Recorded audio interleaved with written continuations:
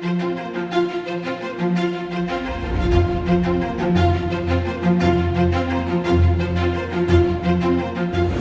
location here in Amadeo is very good. We all know that real estate is now a good investment. Siguro kako, tama naman siguro after a year, yung passive income na minimithi ko, ina-admire ko, baka darating na rin.